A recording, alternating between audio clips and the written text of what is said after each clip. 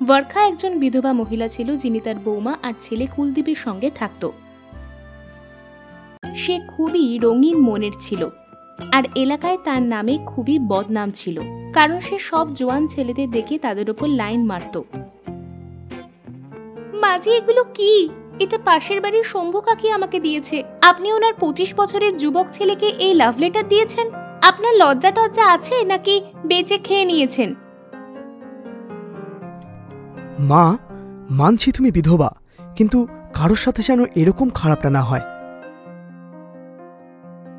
এই সব আমার নিজস্ব মামলা। তোমরা দুজন তোমাদের কাজ করো, না হলে তোমাদের সুজি করে হালুয়া বানিয়ে খেয়ে নেব দুজনেরই। এসেছেন নিকম্মা নালায়েক কোথাকার। বরখার কাছে অনেক টাকা ছিল যেটা তার স্বামী তার জন্য রেখে গিয়েছিলেন, আর সে ওই পয়সাতেই হট আর সেক্সি কাপড় পরে জোয়ান ছেলেদের সঙ্গে ডেটে যেত আর ওদের দামি গিফট দিয়ে নিজের কাছে আনত। কিন্তু ওদের সবাই গিফট নিয়ে পালিয়ে যেত, কারণ সে যে একজন বুড়ি ছিল। রশনি এসব জেনে ফেলেছিল। আরে মাঝি, আপনিও এবার তো বন্ধ করুন নিজের এই অশ্লীল আচরণ।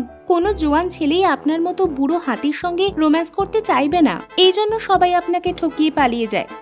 সুগার মম্মি হওয়া আপনার কম্য নয়। আরে ওই পোড়ার মুখী, তুই নিজের কাজে মন দে না। খুব এসেছেন আমাকে জ্ঞানের বিদ্যা ফলাতে, অসভ্য জানোয়ার মেয়ে। একদিন হঠাৎ করে বরখার হার্ট অ্যাটাক হয়, আরও মারা যায়।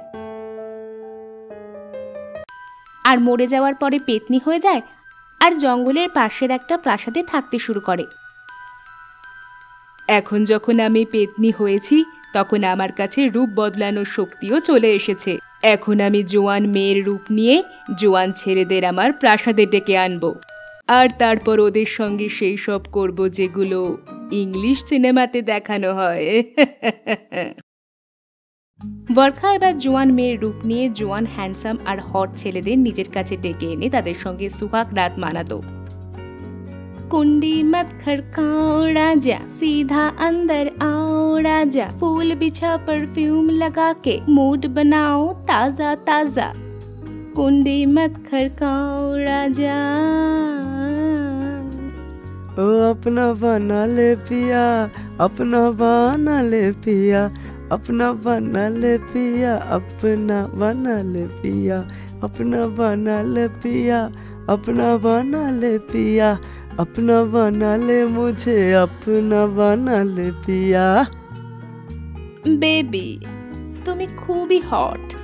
आई love you baby. Love you sweetheart. তোমার সাথে রাত কাটানো আমার চিরদিনের স্বপ্ন, কারণ তুমি এমন একজন রঙিন মহিলা যাকে আমি আরো রঙিন করে তুলতে পারবো। কিন্তু তখনই হঠাৎ করে বরখা তার পেতনি রূপে চলে আসে, কারণ পূর্ণিমার চাঁদের আলো তার শরীরের ওপর পড়ে যায়। না, তুমি তো একজন খারাপ, একজন রাক্ষস, বাঁচাও। দাঁড়া। ওই ছেলেটা জাঙ্গিয়া পরেই দুমদাম করে পালিয়ে গেল, আর এইসব ওই প্রাসাদের পাশে ঝোপে থাকা পণ্ডিত হরিকিষাণ দেখে ফেলে। হরিকিষাণ এবার রোজ ওই প্রাসাদের দিকে নজর রাখে। ও, এই কারণেই আজকাল শহরের সমস্ত যুবক পুরুষরা সন্ধ্যা হলেই উধাও হয়ে যাচ্ছে। এই বুড়ি পেতনিটার লোভে পড়ে সবাই এরকম করছে, ওদেরকে শেখাতে হবে। এক রাতে বরখার প্রাসাদে একটা জোয়ান ছেলে আসে, আর যখন ও ওই ছেলেটার সাথে রোম্যান্স করতে যাচ্ছিলই, তখন তার জোরে একটা ঝাঁকুনি লাগে আর সে তার আসল রূপে ফিরে আসে। আহ, এটা আমার কি হলো এখনই? এই সবই অপবিত্র লক্ষ্মী চ্যারিটির জন্য হলো, যেটা আমি আমার গলায় পড়ে আছি। পণ্ডিতজি, এটা দেখুন।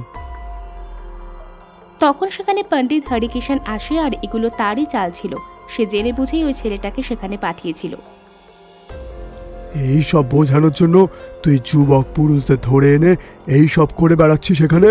হ্যাঁ, তোর নরকেও স্থান হবে না, দুষ্টু পেতনি। হরিকিষাণ মন্ত্র ফুঁকতে শুরু করে আর বরখা জ্বলে পুড়ে ছাই হয়ে যায়।